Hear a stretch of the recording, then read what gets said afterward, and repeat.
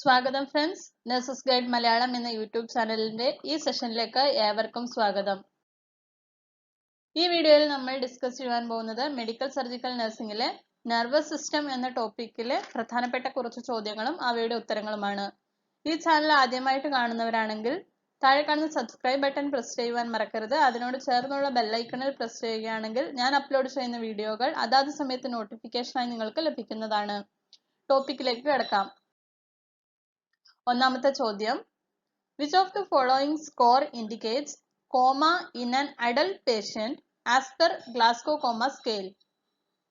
Option A 0, option B 5, option C 9, option D 12. Right answer is option B 5. Glasgow coma സ്കെയിലിലെ maximum score 15ഉം minimum score 3ഉമാണ്. Glasgow coma scale score 8ൽ കുറവാണെങ്കിൽ അത് കോമയുടെ indication ആണ്. അടുത്ത ചോദ്യം, pathology seen in Alzheimer's disease is atrophy of dash. Option A parietal and temporal lobe of brain, option B frontal and temporal lobe of brain, option C frontal and parietal lobe of brain, option D parietal and occipital lobe of brain. Right answer is option A parietal and temporal lobe of brain. Alzheimer's disease എന്നത് ഒരു progressive degenerative brain disease ആണ്. ഇവിടെ ഓർമ്മശക്തിയും ചിന്തിക്കാനുള്ള കഴിവും പതിയെ നഷ്ടപ്പെടുന്നു. അങ്ങനെ ചെറിയ ചെറിയ ടാസ്കുകൾ പോലും ചെയ്യാൻ പറ്റാത്ത ഒരവസ്ഥയിലേക്ക് മാറുന്നു. ഇത് ഡിമെൻഷ്യയുടെ ഒരു പ്രധാന കാരണം കൂടിയാണ്. അൽഷിമേഴ്സ് ഡിസീസിൽ ബ്രെയിനിന്റെ ഇമേജിംഗ് സ്റ്റഡീസ് നടത്തി കഴിഞ്ഞാൽ പറൈറ്റൽ ലോബിലെയും ടെമ്പറൽ ലോബിന്റെയും അട്രോപ്പി കണ്ടെത്തുവാൻ സാധിക്കുന്നു. അടുത്ത ചോദ്യം,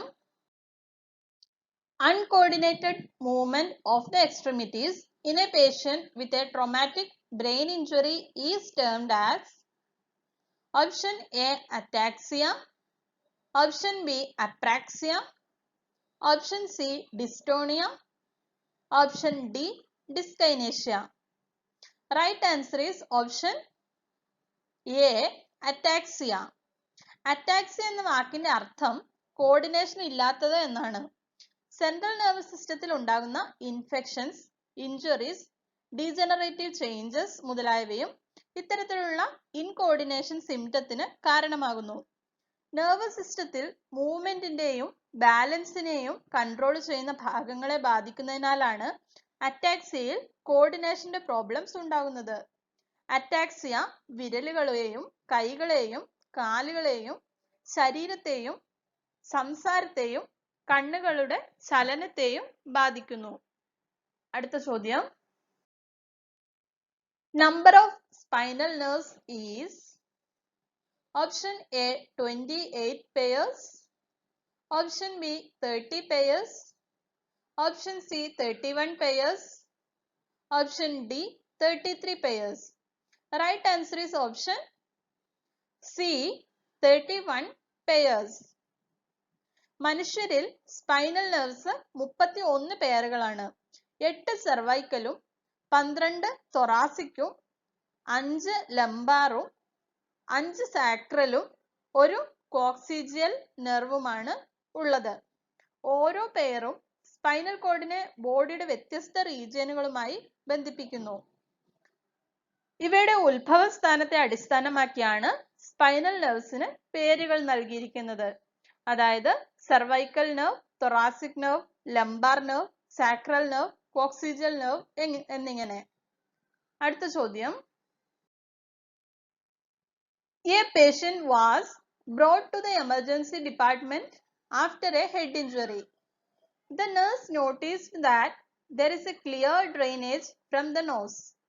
Which of the following test is useful and most reliable to determine if the drainage is a cerebrospinal fluid? Option A pH test, option B test for beta 2 transferrin, Option C, test for glucose. Option D, test for chloride. Right answer is option B, test for beta-2 transferrin. CSF-ൽ വലിയ തോതിൽ glucose അടങ്ങിയിട്ടുണ്ട്. പെട്ടെന്ന് ചെയ്യാൻ പറ്റുന്നതും പക്ഷെ വിശ്വാസയോഗ്യമല്ലാത്തതുമായ ഒരു ടെസ്റ്റാണ് glucose oxidise paper ഉപയോഗിച്ച് നേസൽ സെക്രീഷനിലെ ഗ്ലൂക്കോസ് ടെസ്റ്റ് ചെയ്യുന്നത്. കാരണം ലാക്രിമൽ ഗ്ലാൻഡിലെ സെക്രീഷനിലുള്ള റെഡ്യൂസിംഗ് സബ്സ്റ്റൻസ് ചിലപ്പോൾ ടെസ്റ്റിന് പോസിറ്റീവ് റിസൾട്ട് തരുന്നു. അങ്ങനെ തെറ്റായ ഒരു റിസൾട്ട് ഉണ്ടാകുവാൻ സാധ്യതയുണ്ട്. അതേസമയം ബീറ്റ-2 ട്രാൻസ്ഫെറിൻ ടെസ്റ്റ് ചെയ്യുന്നത് വളരെ വിശ്വാസയോഗ്യമായ ഒരു ടെസ്റ്റാണ്. കാരണം ബീറ്റ-2 ട്രാൻസ്ഫെറിൻ സെറിബ്രോസ്പൈനൽ ഫ്ലൂയിഡിൽ മാത്രം കാണപ്പെടുന്ന ഒരു സബ്സ്റ്റൻസ് ആണ്. അടുത്ത ചോദ്യം, an adult male client has undergone spinal surgery. Which of the following intervention is appropriate for this client? Option A, assess the client's feet for sensation and circulation. Option B, encourage client to drink plenty of fluids. Option C, log roll the client to prone position. Option D, observe the client's bowel movement and voiding patterns. Right answer is option A, assess the client's feet for sensation and circulation. പേഷ്യന്റിന്റെ കാൽപാദത്തിലെ സെൻസേഷനും സർക്കുലേഷനും assess ചെയ്യണം.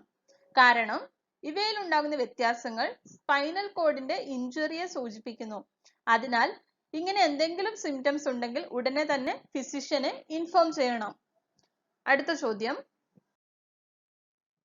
the nerve fibers which carry impulses from the receptors to the central nervous system are known as?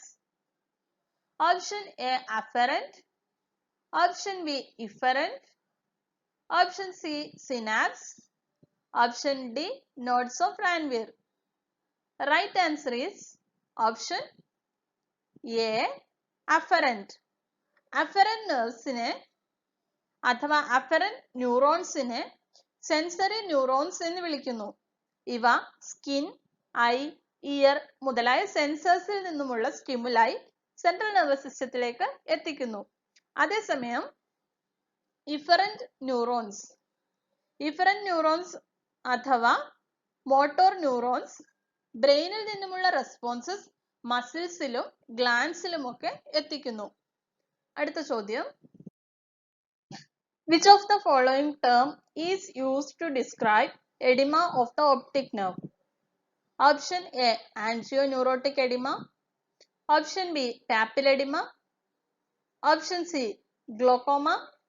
Option D, lymphedema. Right answer is option B, papilledema. papilledema എന്നത് optic ഡിസ്കിൽ ഉണ്ടാകുന്ന swelling ആണ്. Intracranial pressure അഥവാ ICP കൂടുന്നതിനാലാണ് പ്രധാനമായും പാപ്പിലെഡിമ ഉണ്ടാവുന്നത്. അടുത്ത ചോദ്യം, the most common type of brain neoplasm is? Option A, acoustic neuroma. Option B, neuroma. Option C, glioma. Option D, angioma. Right answer is option C, ഗ്ലിയോമ. ഗ്ലിയോമ എന്നത് nervous സിസ്റ്റത്തിലെ glial ടിഷ്യൂസിൽ ഉണ്ടാകുന്ന malignant tumour ആണ്. Brain ട്യൂമേഴ്സിൽ 45% ഗ്ലിയോമയാണ്. അടുത്ത ചോദ്യം, which of the following terms refers to weakness of both legs and lower part of the trunks? Option A, paraparesis. Option B, quadriparesis. Option C, hemiplegia. Option D, tetraplegia.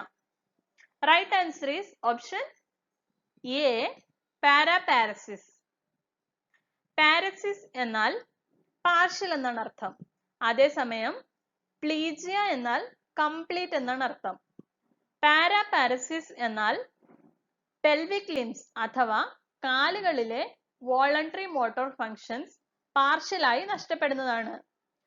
അതേസമയം paraplegia എന്ന് പറഞ്ഞാൽ കാലുകളുടെ voluntary motor function പൂർണ്ണമായും നഷ്ടപ്പെടുന്നതാണ്. ക്വാഡ്രിപ്ലീജിയ അഥവാ tetraplegia എന്നാൽ കൈകളുടെയും കാലുകളുടെയും voluntary motor function complete ആയി നഷ്ടപ്പെടുന്നതാണ്. അതേസമയം ക്വാഡ്രിപാരസിസ് എന്നാൽ വോളണ്ടറി മോട്ടോർ ഫങ്ഷൻ കൈകളുടെയും കാലുകളുടെയും വോളണ്ടറി മോട്ടോർ ഫങ്ഷൻ പാർഷ്യൽ ആയി നഷ്ടപ്പെടുന്നതാണ്. അതേസമയം ഹെമിപ്ലീജിയ എന്ന് പറഞ്ഞാൽ ബോഡിയുടെ ഏതെങ്കിലും ഒരു വശം, അതായത് റൈറ്റ് സൈഡോ ലെഫ്റ്റ് സൈഡോ ഏതെങ്കിലും ഒരു വശം പൂർണ്ണമായും തളർന്നു പോകുന്നതാണ് ഹെമിപ്ലീജിയ എന്ന് പറഞ്ഞാൽ. അടുത്ത ചോദ്യം, The supportive cells of the nervous system are option A T cells, option B stem cells, option C glial cells, option D dendrites. Right answer is option C glial cells. Nervous tissue-ന്റെ supporting structures ആണ് glial cells എന്ന് പറയുന്നത്. ഇവയാണ് astrocytes, oligodendrocytes, microglia, Schwann cells എന്നിവ. ഇതിൽ astrocytes ആണ് ഏറ്റവും വലുതും ഏറ്റവും കൂടുതലുള്ളതുമായ സെൽസ്. ഇവയാണ് ബ്ലഡ് ബ്രെയിൻ ബാരിയർ ഫോം ചെയ്യുവാൻ സഹായിക്കുന്നത്. അതുപോലെ ഒലിഗോഡെൻഡ്രോസൈറ്റ്സ് എന്നത് സെൻട്രൽ നെർവസ് സിസ്റ്റത്തിലെ ന്യൂറോൺസിന് ചുറ്റുമുള്ള മൈലിൻ ഷീത്ത് ഫോം ചെയ്യുന്നതിന് സഹായിക്കുന്നു. അതേസമയം മൈക്രോഗ്ലിയൽ സെൽസ് മാക്രോഫേജസിനെ പോലെ പ്രവർത്തിക്കുന്നു. ഷ്വാൻ സെൽസ് ആവട്ടെ പെരിഫറൽ നെർവസ് സിസ്റ്റത്തിലെ ന്യൂറോൺസിന്റെ മൈലിൻ ഷീത്ത് ഫോം ചെയ്യുവാൻ ഷ്വാൻ സെൽസ് സഹായിക്കുന്നു. അടുത്ത ചോദ്യം, CSF is produced in option A choroid plexus, option B arachnoid villi, option C medulla oblongata, option D optic disc. Right answer is option A choroid plexus. ബ്രെയിനിന്റെ lateral വെൻട്രിക്കിളിലുള്ള choroid പ്ലെക്സസിലാണ് cerebrospinal fluid അഥവാ CSF produce ചെയ്യുന്നത്. അടുത്ത ചോദ്യം, eating behaviour regulated or controlled by option A hypothalamus, option B adrenal gland, option C pancreas, option D thyroid gland. Right answer is option A hypothalamus. അടുത്ത ചോദ്യം, The heat regulatory center is located in the option A thalamus, option B hypothalamus, option C limbic system, option D medulla. Right answer is option B hypothalamus. ഈ ഒരു ചോദ്യം ഒരുപാട് competitive എക്സാമിൽ ചോദിച്ചിട്ടുള്ളതാണ്. ഇത് എപ്പോഴും ചോദിക്കുന്ന ഒരു ചോദ്യമാണ്. അടുത്ത ചോദ്യം, highly toxic nerve gas that can cause death within seconds following exposure is option A sarin, option B furin, option C dioxin, option D metformin. Right answer is option A sarin. Isopropyl methyl ഫോസ്ഫോണോഫ്ലൂറിഡേറ്റ് അഥവാ സരിൻ എന്നത് വളരെ ശക്തമായ ഒരു വിഷവാതകമാണ്. ഇത് സൈനൈഡിനേക്കാളൊക്കെ 100 മടങ്ങ് ശക്തമായതാണ്. ഒറ്റ തവണ ഈ ഗ്യാസ് ശ്വസിച്ചാൽ ഉടൻ തന്നെ കോമയിലേക്ക് പോവുകയും മരിക്കുകയും ചെയ്യുന്നു. Thank you for watching this video.